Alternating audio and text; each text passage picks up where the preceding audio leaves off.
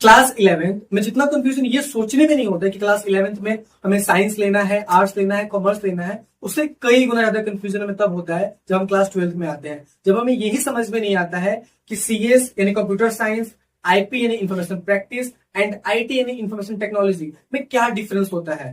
क्या ये तीनों सब्जेक्ट्स एक ही हैं या अलग अलग हैं? अगर ये तीनों सब्जेक्ट्स एक ही हैं तो जिस सीबीएसई के जिस एकेडमिक पेज पे सीएस और आईपी का सैंपल पेपर और बुक मिल जाता है और सिलेबस पता चल जाता है, उसी पेज पे हमें आईटी का नाम और निशान तक नहीं मिलता है। ऐसा क्यों? अगर ये क्या ये अलग सब्जेक्ट है इन दोनों से? अगर आईटी इन दोनों से अलग सब्जेक्ट है तो फिर इसका सैंपल पेपर, सिलेबस और बुक हमें कहां मिलेगा? इन सभी सवालों का जवाब जो आपके मन में इस समय चल रहे हैं, उन सभी सवालों का जवाब आपको इसी चैनल और आज की इसी वीडियो में मिलने वाला है। और आयरन तो देखो, मैं ये वीडियो शूट कर रहा हूँ साल के स्टार्टिंग में और आप इसे कब देख रहे हो? मैं आपसे पूछ रहा हूँ, आप इसे कब देख रहे हो? आपके सारे एग्जाम खत्म हो चुके हैं, बस केवल आईटी का एग्जाम बच चुका है जो कि लगभग 1 या 2 हफ्ते बाद है। आप इस समय वीडियो देख रहे हो, फिर भी कोई बात नहीं है, आप इजिली इसमें अच्छे मार्क्स स्कोर कर सकते हो।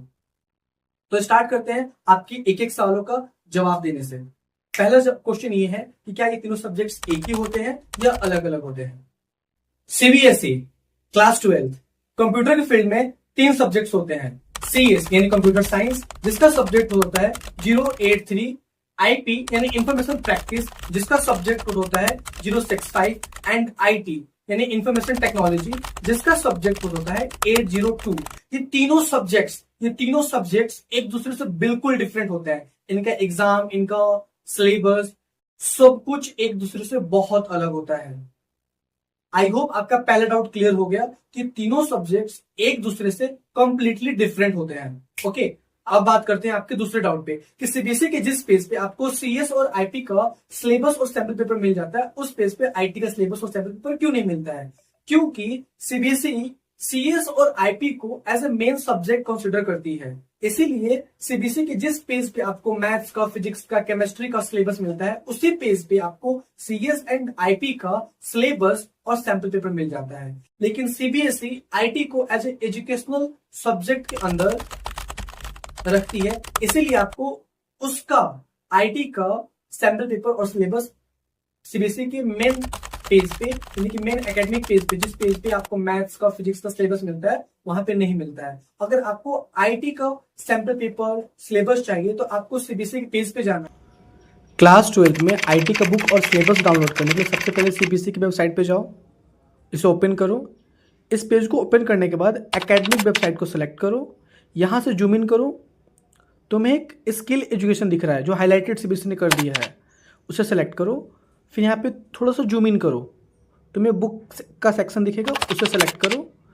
फिर यहाँ पे क्लास को सेलेक्ट करो, थोड़ा सा जूम इन करो, क्लास को सेलेक्ट करो, क्लास 12। और यहाँ पे तुम्हें 2 बुक्स दिख रही है, फर्स्ट एम्प्लॉयबिलिटी स्किल्स, उसको ओपन करो, क्लास 12।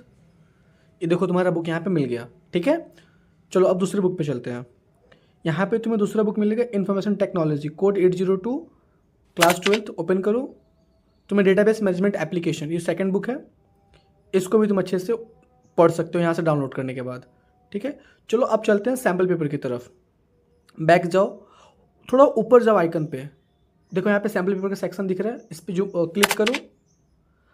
नीचे सबसे नीचे क्लास 12 है सेक्शन, उसे सेलेक्ट करो। अब यहाँ से तुम सैम्पल पेपर डाउनलोड कर सकते हो। रिमेंबर रहे, सैम्पल पेपर में ही सिलेबस दिया होता है। अगर आपको इस सारी चीजें नहीं करनी है, आप सिंपली मेरे कम्युनिटी पोस्ट पे जाओ, वहां पे मैंने क्या कर दिया है, बुक का पीडीएफ और सैंपल पेपर का पीडीएफ दोनों का लिंक अपने कम्युनिटी पोस्ट पे दिया है, आप वहां से जाके डाउनलोड कर सकते हो। और एक और बात, सैंपल पेपर में ही सिलेबस दिया हुआ होता है, तो वहां पे आपको सिलेबस भी मिल जाएगा। आई होप आपका जो दूसरा डाउट था वो भी बहुत अच्छे से क्लियर हुआ कि आईटी को अलग से क्यों रखा जाता है, क्योंकि आईटी एक स्किल एजुकेशनल बेस्ड सब्जेक्ट है। अब बात करते हैं आपके तीसरे सवाल के बारे में। हम इस चैनल पे इन तीनों सब्जेक्ट्स में क्या पढ़ने वाले हैं? हम इस चैनल पे इन तीनों सब्जेक्ट्स में आईटी को ही पढ़ने वाले हैं, क्योंकि चाहे कोई भी स्टूडेंट, चाहे वो साइंस बैकग्राउंड से हो, कॉमर्स बैकग्राउंड से हो या आर्ट्स बैकग्राउंड से हो, वो आईटी को एज ए ऑप्शनल सब्जेक्ट लेता है। इसीलिए इस चैनल पे हम केवल आईटी ही पढ़ने वाले हैं। अब बात करते हैं आईटी के बुक के बारे में, सिलेबस के बारे में और इसके एग्जाम पैटर्न के बारे में। तो सबसे पहले हम बात करते हैं आईटी के एग्जाम के बारे में। चाहे क्लास 10th का आईटी हो या क्लास 12th का आईटी हो, दोनों ही 100 मार्क्स के होते हैं। लेकिन थोड़ा सा डिफरेंस होता है क्लास 12th के आईटी में क्लास 10th के आईटी के कंपैरिजन में। क्लास 10th का जो आईटी होता था, उसका जो प्रैक्टिकल एग्जामिनेशन होता था वो 50 नंबर का होता था, और जो थ्योरी एग्जामिनेशन होता था, जो आप एग्जाम हॉल में बैठ के लिखते हो, वो 60 नंबर 50 नंबर का होता था। 50 का प्रैक्टिकल हो गया और 50 का थ्योरी हो गया। ये हो गया क्लास 10th के बारे में। लेकिन जो क्लास 12th का आईटी होता है, उसका जो प्रैक्टिकल का पेपर होता है वो 40 नंबर का होता है, और उसका जो थ्योरी का पेपर होता है वो 60 नंबर का होता है। बात समझ में आई? प्रैक्टिकल कितने नंबर का हो गया? 40 नंबर का, और थ्योरी कितने नंबर का हो गया? 60 नंबर का। अब बात करते हैं इसके एग्जाम के बारे में। अभी ये जो प्रैक्टिकल जो 40 नंबर का होता है, ये आपको आपका स्कूल बताएगा कि 40 नंबर आपको कब मिलेंगे, कैसे मिलेंगे, ठीक है। लेकिन फिलहाल हम केवल 60 नंबर के बारे में बात कर सकते हैं कि इस 60 नंबर के लिए हमें क्या क्या पढ़ना है, क्या सिलेबस है, और कैसे 60 में 60 स्कोर करना है, ठीक है। चलो स्टार्ट करते हैं। नंबर के बारे में बात करने से पहले हम ये समझते हैं कि इसका एग्जाम में जो पेपर आता है, क्वेश्चन पेपर, वो कैसा आता है। लेकिन जो एग्जाम में क्वेश्चन पेपर आता है हमारे सामने, उसकी वैल्यू होती है 87 नंबर की, जिसमें से हमको केवल 60 नंबर के क्वेश्चन अटेम्प्ट करने होते हैं। अब जो एग्जाम में आपको क्वेश्चन पूछे जाते हैं, वो दो टाइप्स के क्वेश्चन पूछे जाते हैं। आपको जो पेपर होता है क्वेश्चन पेपर, उसमें दो टाइप के क्वेश्चन होते हैं, सब्जेक्टिव क्वेश्चन होते हैं और ऑब्जेक्टिव क्वेश्चन होते हैं। ऑब्जेक्टिव क्वेश्चन 38 नंबर के होते हैं और सब्जेक्टिव क्वेश्चन 49 नंबर के होते हैं। दोनों को कैलकुलेट करोगे तो 87 मार्क्स आ जाएंगे। जो 38 ऑब्जेक्टिव क्वेश्चन होते हैं, उसमें केवल आपको 30 क्वेश्चन ही अटेम्प्ट करने होते हैं। 30 क्वेश्चन ही अटेम्प्ट करने होते हैं। हर क्वेश्चन एक एक नंबर का होता है। और जो ऑब्जेक्टिव क्वेश्चन होते हैं, वो basically true false, MCQs, one word और फिल द ब्लैंक्स टाइप के क्वेश्चंस होते हैं, ठीक है। तो आपको 38 ऑब्जेक्टिव में से केवल 30 नंबर के क्वेश्चंस को अटेम्प्ट करना होता है। वहीं अगर बात करें सब्जेक्टिव में, तो सब्जेक्टिव का जो वैल्यू होती है वो 49 नंबर के क्वेश्चन सब्जेक्टिव से पूछे जाते हैं। लेकिन जो आपको अटेम्प्ट करने हैं, वो केवल 30 नंबर के क्वेश्चन सब्जेक्टिव में भी अटेम्प्ट करने हैं। तो आपने 30 अटेम्प्ट की ऑब्जेक्टिव में और 30 अटेम्प्ट किया आपने सब्जेक्टिव में। 30 + 30 = 60। तो ये हो गया आपका पूरा एग्जाम पैटर्न के बारे में कि किस प्रकार के आपके क्वेश्चंस एग्जामिनेशन क्वेश्चन पेपर में पूछे जाते हैं। आई होप आपको ये समझ में आया होगा अच्छे से। अब बात करते हैं इसके बुक्स के बारे में। तो अभी तक हमने देखा कि थ्योरी में 60 नंबर के ही क्वेश्चन हमको अटेम्प्ट करने होते हैं, और इन 60 नंबर के लिए हमको 2 बुक्स पढ़नी होती है। जो पहला बुक है वो है हमारा डेटाबेस मैनेजमेंट एप्लीकेशन, और जो दूसरा बुक है वो हमारा एम्प्लॉयबिलिटी स्किल। अब हम बात करेंगे बुक वाइज वेटेज की और चैप्टर वाइज वेटेज की।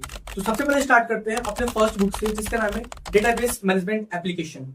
इस बुक से आपको टोटल 71 नंबर के क्वेश्चन पूछे जाएंगे, जिसमें से आपको केवल 50 नंबर के क्वेश्चन अटेम्प्ट करने हैं। 71 नंबर के क्वेश्चन आपसे पूछे जाएंगे और आपको अटेम्प्ट करना है केवल 50 नंबर के क्वेश्चन। इस 71 नंबर में आपको 32 क्वेश्चन ऑब्जेक्टिव क्वेश्चंस मिलेंगे। कितने? 32 क्वेश्चंस मिलेंगे, यानी कि 32 क्वेश्चंस आपको ऑब्जेक्टिव टाइप क्वेश्चंस मिलेंगे, जिसमें से आपको केवल 26 क्वेश्चंस ही अटेम्प्ट करने हैं। याद रखिएगा, 26 क्वेश्चंस होंगे 26 नंबर के, यानी कि हर क्वेश्चन एक एक नंबर का होगा।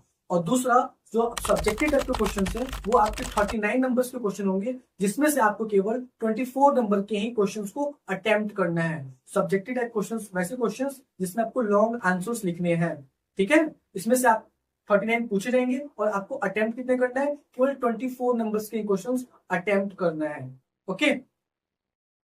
इस बुक में टोटल 4 चैप्टर्स हैं। ये हमारा जो डेटाबेस मैनेजमेंट एप्लीकेशन है, इस बुक में टोटल 4 चैप्टर्स हैं। जो पहला चैप्टर है वो है डेटाबेस कॉन्सेप्ट्स। इस चैप्टर से आपको केवल 21 नंबर के क्वेश्चन पूछे जाएंगे। आप इसमें से कुछ क्वेश्चन स्किप भी कर सकते हो। जो दूसरा बुक है वो है आपको ऑपरेटिंग वेव। इसमें से आपके 13 नंबर के क्वेश्चन पूछे जाएंगे। और जो तीसरा चैप्टर है वो है आपका फंडामेंटल ऑफ जावा प्रोग्रामिंग।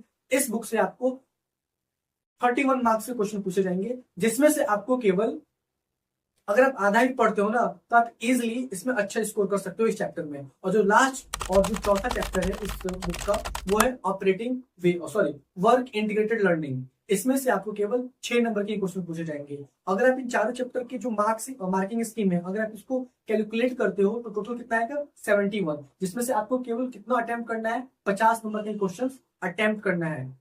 पूछा जाएगा 71, अटेम्प्ट करना है 50। यानी कि अगर आप फंडामेंटल ऑफ जावा प्रोग्रामिंग को अच्छे से नहीं पढ़ पाते हो, बिकॉज बहुत सारे ऐसे स्टूडेंट हैं जिन्होंने बस आईटी ऑप्शनली आप पढ़ा नहीं है और इस टाइम पे पढ़ने का टाइम भी नहीं है, अगर आप पढ़ने की कोशिश भी करते हो ना तो आपको अच्छे से समझ में नहीं आएगा।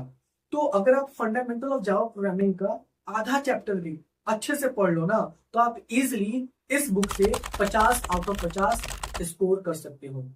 अब बात करते हैं यहाँ पर हमारे दूसरे बुक के बारे में जिसका नाम है एम्प्लॉयबिलिटी स्किल। क्या नाम है? Employability skill. इस बुक से आपके टोटल नंबर के क्वेश्चन पूछे जाते हैं, 16 नंबर के आपके टोटल नंबर के क्वेश्चन पूछे जाते हैं, जिसमें से आपको अटेम्प्ट करना होता है केवल 10 नंबर के क्वेश्चन आपको अटेम्प्ट करने होते हैं। पूछा जाएगा 16 नंबर का और अटेम्प्ट कितने करने हैं? केवल 10 नंबर के क्वेश्चन आपको अटेम्प्ट करने हैं। इस बुक में आपके टोटल 5 चैप्टर्स होते हैं। पहला जो होता है कम्युनिकेशन स्किल, दूसरा जो होता है वो होता है सेल्फ मैनेजमेंट स्किल, तीसरा होता है वो होता है इंफॉर्मेशन एंड कम्युनिकेशन टेक्नोलॉजी, जो चौथा होता है वो होता है एंटरप्रेन्योरशिप स्किल और पांचवा ग्रीन स्किल्स। हर चैप्टर 3-3 नंबर के होते हैं except self management skill. Self management skill आपका 4 नंबर का चैप्टर होता है। अगर आप गौर से इन चैप्टर के मार्किंग स्कीम को एनालाइज करो तो आपको ये मिलेगा कि इंफॉर्मेशन एंड कम्युनिकेशन टेक्नोलॉजी ये 3 नंबर का चैप्टर है और इन पांचों चैप्टर में सबसे लेंथी चैप्टर अप्रोक्सीमेटली 60 पेज यानी कि 60 पेज का चैप्टर अकेला इंफॉर्मेशन एंड टेक्नोलॉजी है। तो इतना टाइम तो आपके पास है नहीं और इतने अच्छे से आपको समझ में आने वाला भी नहीं है। और आपने क्या देखा कि इस बुक का वेटेज 16 नंबर का है, यानी कि बुक का वेटेज 16 नंबर का है और इस चैप्टर का वेटेज कितना है? 3 नंबर का। आपको 16 नंबर में से अटेम्प्ट कितना करना है? केवल 10 नंबर का। अगर आप इस 3 नंबर वाले चैप्टर को स्किप भी कर देते हो, छोड़ देते हो, थोड़ा सा भी नहीं पढ़ते हो, तो आपके नंबर्स पे कोई भी फर्क नहीं आएगा। बात समझ में आई? तो अगर आप देखा जाए तो आपको केवल इस बुक से एम्प्लॉयबिलिटी स्किल से केवल 4 चैप्टर्स ही पढ़ने हैं। कौन कौन से?